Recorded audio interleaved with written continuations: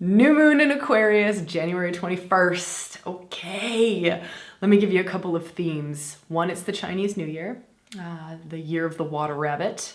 Another theme is, it's a dark goddess new moon. Yes, dark goddess new moon, birth, death, renewal, rejuvenation. It's also a dark god new moon. So not only is the dark goddess as the feminine form of birth, death, renewal, bringing the hidden to light, it's also the dark masculine new moon, because the moon is conjunct Pluto during this. And so Lord of the Underworld is definitely taking us deep. There's a depth to this new moon, a depth to our rebirth. It's like a rebirth that's deeper, a new year that's deeper, a renewal that's deeper, a fresh start that's deeper, possibly truer, because we're able to bring more aspects of ourselves to this starting point. I know, I'll talk a little bit more about that. I want to give you some great practices in this conversation today. So some ways of really working with this energy of, working on what it is that you want to build in your life this year. What are the reflective questions to maybe dive into? Some of it has to do with power. So this is a new moon to really start to think about power, power dynamics, power over, power under, power with. Where are we giving our power away? What is our relationship to power? Do we fear power? Another theme that I want to talk about is Mars is direct, Mercury is direct, Uranus goes direct a few hours after this new moon takes place. So we've got all systems go. All systems go. What does that mean? They're still in their shadow. Mercury and Mars will still be in their shadow. Uranus obviously will still be in shadow. And so if we take that, we can start to talk about, again, these practices and what are the reflective questions to really excavate the wisdom of these retrograde cycles. There is some deep, big, potent wisdom and insights and guidance forward in our lives if we can just ask the right questions and take some time to really ask, what was this Mars retrograde about? What was this Mercury retrograde in Capricorn, of all places, like the most potent place for Mercury to be going retrograde, given the last 2 years. I talked a little bit about that in the last video. If you saw that, awesome. If not, that's fine. We'll talk a little bit about it here. Okay, so let's feel into specifically moon energy. So specifically this new moon energy and the Aquarius energy. This happens at 1 degree of Aquarius. So the sun and the moon are conjunct at a new moon. If you have your birth chart, you'll want to look at where 1 degree of Aquarius is. What house does it fall in? For those of you who are not astrologically fluent, we'll just say in that language, it's the area of life. House just represents the area of life that this new beginning is taking place. Can be really powerful, and you want to see if there are other planets around that, if there are other planets at 1 degree in your chart, can be very insightful. If you do not have a birth chart and you'd like to get one for free and you do not know how to read a chart, you want to know where the house is, we did a free masterclass. Yeah! There will be a link below and a link up here. It's like 90 minutes long. Shows you how to run a free chart on astro.com, and then talks about how to read your chart, and then you can look at exactly where 1 degree of Aquarius falls in your birth chart, giving you a few very tangible things to feel into that are specific to you for this new moon. Okay, so Aquarius. We're moving into the age of Aquarius. I'm sure you've probably heard about that in some form or fashion. And moving into the age of Aquarius, it's moving more from self to other kind of thinking. It's moving more into community hive mind thinking. And now some of you are like, oh my God, no. Some of you are like, thank goodness. Like we're moving into the good of the all. And I don't think we're gonna go without some fights, some struggles, some challenges around this for sure. But this new moon falling in Aquarius, I think will give us a little bit of insight around what it means for us. So that's something, the first kind of reflective question to sort of open up to during this new moon is, okay, if we're moving into the age of Aquarius, which is long, right? It'll be the rest of your lifetime. If we're moving in that direction, and if instead of fighting it, right, if I could get into alignment with my highest future, my highest self in my future potentials, if I were to get into alignment with it, what would that look like? What is that? And so this new moon can bring us some of these insights of this is what's coming in the future. Really and truly, this is one of those futuristic new moons where we kind of have a capacity to become an oracle for our lives. We get to almost glimpse, and so this would be a really powerful practice to do, is to just let yourself fall into your own oracle, your own visionary, your own seer. Just like turn it on.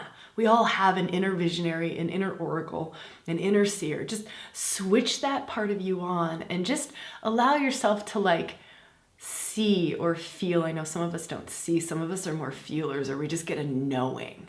We just have this like gnosis of like, actually, I know that I'm being called here. I know that this, it's like Hecate visioning, right? At the crossroads, but you get to see past, present, and future. But really and truly for this moon, it's seeing into the future. Seeing into the future. It doesn't mean that it's right here, right now, but it means that we get to see and sort of take preparation steps. I want to talk about the best kind of preparation steps to take right now too, but we'll just leave it at that practice of allowing ourselves to see, allowing ourselves to be visionaries and oracles during this new moon. Okay, let's talk about best steps. Let's just dive right into that right away so I don't keep y'all hanging okay, that's great, but what are the steps we can take? Like, what is good preparation right now? As we move into Aquarius, so this will be happening in March. March is a big time. We're kind of being released to go forward right now as Mars goes direct, as Mercury goes direct. Mars will be in his shadow though until March. Saturn doesn't move signs until March. Pluto doesn't move signs until March. March is when it will be like a big boost forward. We've got a bit of a boost forward. And so what can we do in this bit of a boost forward time? It's still a time of really allowing ourselves to excavate, I'm going to use that word, excavate, and gather the wisdom that we've gained or the things that we've seen over the last few months, or the things that we're seeing now as visionaries and as oracles. And so it's gathering more insights, wisdom, knowledge to move forward. Also, I know I've been talking about this and you've probably been hearing this all over the place, but it's still about looking at our structures. Do I have the right structures in place to support the vision I'm seeing? So here's what I will be doing on this new moon, and here's just an offering of what you might want to do too, is really step into the visionary, really step into the oracle. Okay, this is where I see the trajectory of my life going. This is where I'm deeply called, right? This is my soul calling, my soul longing. This is my destiny. This is my destined path. Just let yourself see, or get help seeing, like use oracle cards, ask a witchy friend who's a really good visionary, right? Get a reading of someone that's very trusted and you trust, right? Akashic record readings is really good right around now. But really let that vision come in, making sure that it resonates with you. I'm always saying, whenever we go to seers or visionaries, like making sure that it resonates. We might be scared of it, but that still means it resonates, right? It may want us make may make us want to poop our pants because like, ah! But that doesn't mean that it doesn't resonate, okay? So letting ourselves see our path and then bringing it in and going, okay, right here, right now is the current structure of my life. Let's say it's relationship. We'll just use this one. You envision this partnership, this intimate partnership, this very healthy, very wholesome, very nourishing, very deep relationship, right? And that's, you vision that like that, you know that that is your destiny, you feel it. And then you come back and you go, okay, where am I at right now? And what are the structures I need, or what do I need to do right now to support that trajectory? And so maybe it's, okay, I actually need to make some space in my life. So my structures, my foundations, my life is so busy. It's so big, it's so full, but it's full of the things that don't necessarily fill me or are in alignment with my destiny in that way. So maybe I need to create, that's part of my foundational structure, is I need to create some space in my life. Maybe I realize I've got some real inner child wounding. And I am very well aware that that will prevent me from coming into the highest, best relationship. And so part of my structural foundation will be like psychic, my psyche, my emotional structures and foundations. I want to rebuild those. So I'm going to do some inner child, some deep work around family constellation work. I'm going to do some mother wound work, some father wound work, some inner child work, because I know that that's a foundation that will support me to create that vision, to realize that which I'm seeing when I step into my oracle or my visionary, right? So just really feel what area of life, what are you seeing? What are you feeling? What's calling at your heartstrings? This is another, like, what's really calling at your heartstrings without judgment? Without judgment, there's no judgment. It's just, this really sings to my heartstrings. Like my work, ReWilding, really calls my heartstrings. It is what I came here to do. It has my heartstrings. And when I vision what is the work, or what do I see happening for ReWilding, when I step into my oracle visionary and then I come back and I go, okay, what does the team look like? What are the foundations, the business foundations? What are the structures right here at like grassroots level? What actions can be taken right now to support the realization of what I'm seeing? This is such a powerful, potent time to be doing this. With Pluto conjunct this new moon, we get to see deeper.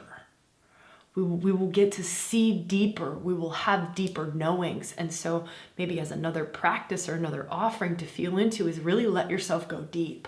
Let yourself go deep, like deep into the psyche, deep into emotional structures, psychological structures, deep into deeper energetic structures, right? The energetics of things are always influencing. And so maybe it's me looking at this trajectory and going, wow, the structure of the business on a deeper level, it should be, the business address should be moved to this place in the world, because that is just a deeper, energetic, unexplainable, unseen thing that will help to fuel and help to make manifest that which I'm seeing. Right? So allowing yourself to go into the unseen, a little bit more into the unseen around this will be very, very fruitful, very fruitful. Okay. Oh, let me feel for this. I will leave it to you to maybe research or look for things around this Chinese New Year and the water dragon. If you know something and you feel to share in the comments with us, please do. Or if you have an article to share, please do. I don't want to take up a lot of time. It's not my specialty at all. But here's what I can share about that is we're moving out of a dragon energy which is very, if we were to talk in yin and yang energy, it's a very yang energy, a very outward, you can kind of go predator energy, into water rabbit, very yin, very water, that's emotions, yin.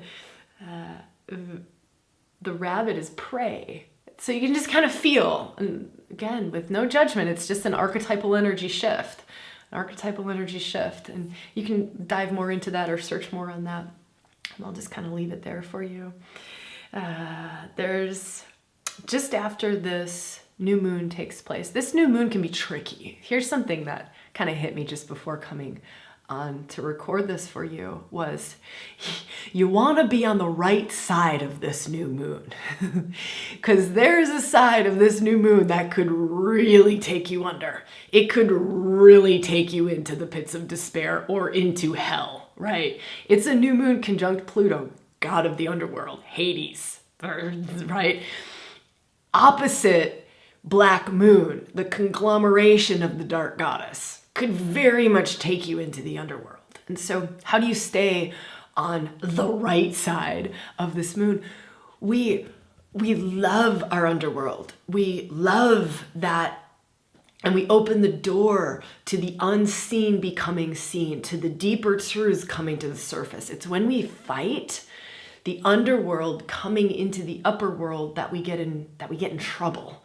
It's when we try to keep the trap door shut on things that are meant for us, on things that we're meant to step into, things that are meant to change, things that we're meant to let go of, things that we are just destined. It's just time. It's time to let go of that. It's time for you to step into this. It's just time. And so if we can kind of let go and let God, right? We can use that. Let Goddess, let go and let divine wisdom take over. We will be on the right side of this new moon, and we will be gifted very much by this new moon. But this new moon, it's deep. It's deep. And if we can just trust and really feel into the wisdom and continue to ask ourselves these questions of what is it that its time is up.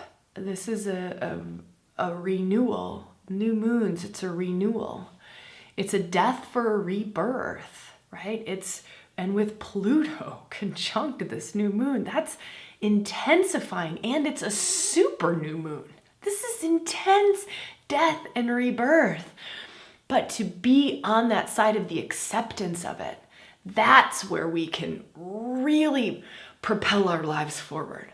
We can really, if we don't cling to things that are no longer meant for us, if we don't dig our heels in and no, I'm not changing, no, I'm not stepping into that new level of power, no, I'm not. If we can more so go, okay, this is a time of big change. This is a time of big change. This is a time of death for a rebirth. This is a time for letting go. Yeah, okay. What feels true? What feels true? And this practice that I'm always sharing, which is coming into deep, wise self. Coming into your center point, your balance point, deep, wise self, right? And to me, wise self, that takes me to like my tailbone, or it takes me right into my pelvis, and I just reside there, and I just rest there. I sink into there. I relax into that. You see, my whole posture has changed, right? I just sat up straighter. My back got straight, and I just whoosh. I am very centered in my own being. And then I allow like elder wisdom to rise in myself. I allow wisdom, like wizened woman. I identify as woman, so I allow wizened woman to arise in myself, right? And I just sit here and I go, what is it that I am meant to let go of right now? What is it that I'm meant to step into right now? What is this death, rebirth, or death, birth cycle showing me right now? What are these seeds that I'm meant to plant for the future? What are the foundations I'm meant to build? What are the foundations that still need to be revised, reorganized, upgraded? What is it that I need to shift, change, upgrade, revise in my foundations so that I can manifest that which I am visioning as my destiny, as where I'm called to head toward? Whew. Last piece I want to share with you. I hope that practice serves. If it does, I would love to hear about it. So if you're like, yes, my wise self shows up as, or if you want to hear more of those types of practices, maybe that's the best question to ask. If that serves and you want more of those practices, it helps me. Like, it just helps me to know, and I know I'm always asking y'all these questions, but it helps me to tailor this, to give y'all the most and the best that I can in these conversations. Okay, so if that serves and you want more of that, please leave a note below. I read all of the comments for the first couple of days after a video goes out. Yes, and I really appreciate them, so thank you all. Just for being part of the community and being active.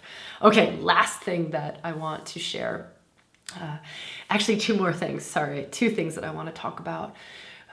Mars is direct. Mercury is direct.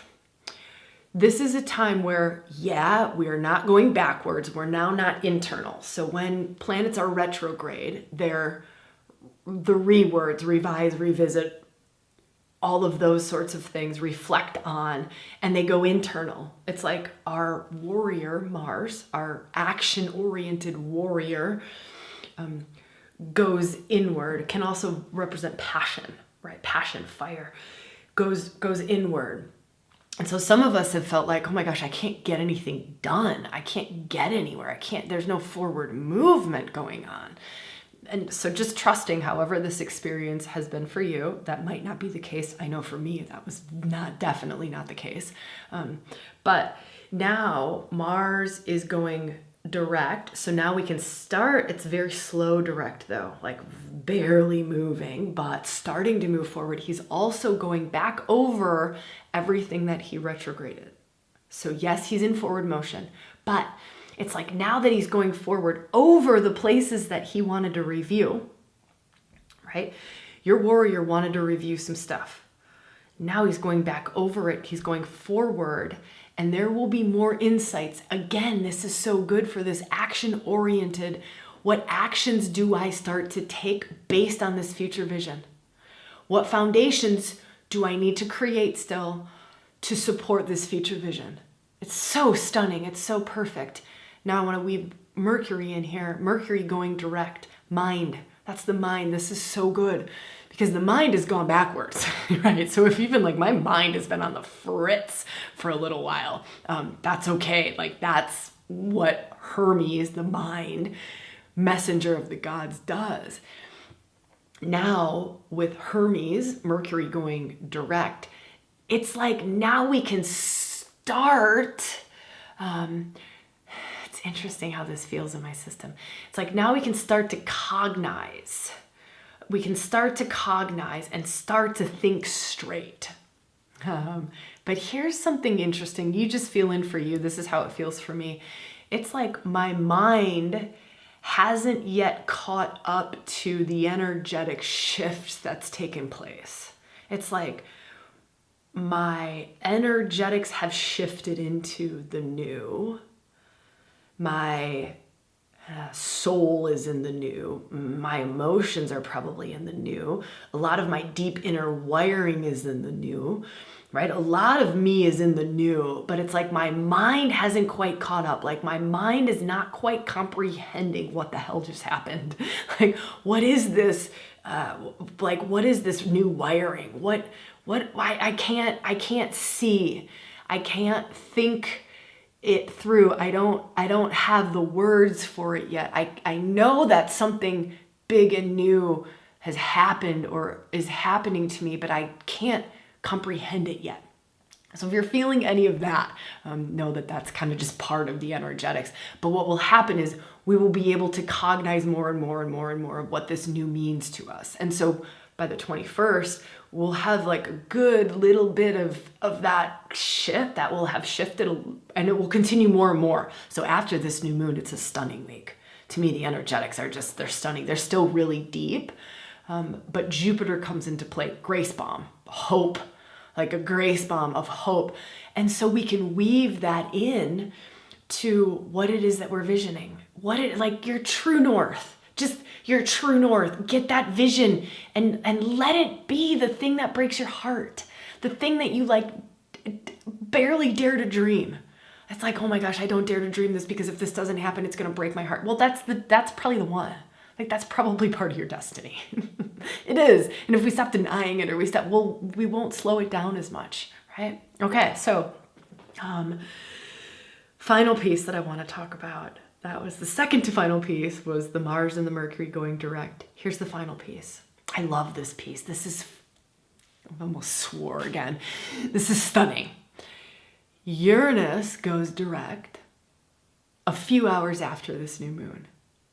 Uranus is a Kundalini awakener, like a Kundalini awakener, Shakti awakener, a lightning bolt, like the energy in us. It's like really rapid waking up, It's new energy. It's revolutionary energy.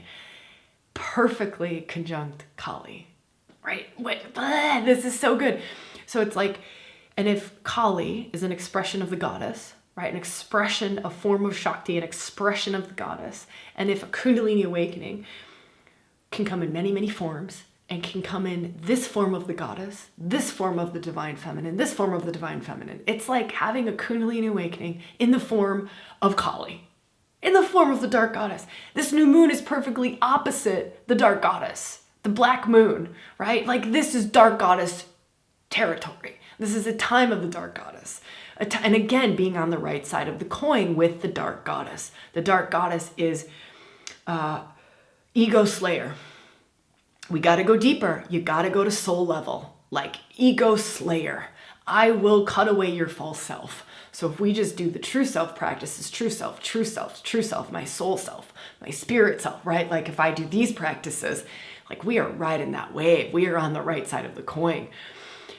The other thing, on a little bit more of a mundane level, let's bring it out of this like high esoteric spiritual level, and we bring it to gifts of the dark goddess. It's you stepping into your potentials. It's you stepping in, like, I will life tsunami you. This is dark goddess. I will life tsunami you to get you on the right path. I will mess up your bank account. I will mess up your house. I will mess up your relationship. I will go wherever to help you to realize your destiny.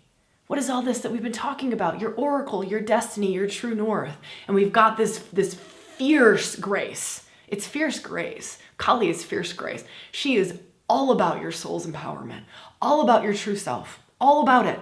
And she will liberate you from that house you're not supposed to be living in anymore. She will liberate you from that relationship that should have ended 6 months ago.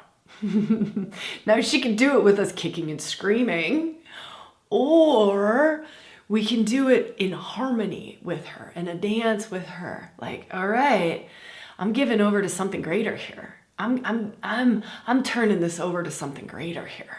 And you don't even have to turn it over to something greater outside of yourself. Your own inner Kali, your own inner wisdom, your own inner Shakti, your own inner goddess, God, right? Your own inner true self, right? That's what's on offer here. It's stunning. If you've never worked with the dark goddess,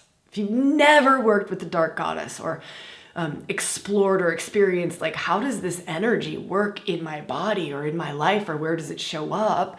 There's a dark goddess workshop that I created a couple years ago. I love it. It's still incredibly powerful and potent, and can be very insightful. And what's another word? Help to embody this energy, help us to get on the right side of the coin, like really come into like this harmonious relationship with, we all have a dark goddess in us. We all have a dark god in us. They're aspects of self, as within, so without, as above, so below. They're all within us, and to just see what is our relationship to that aspect in ourselves. It's wildly liberating. wildly liberating, wildly powerful, and wildly truth-filled.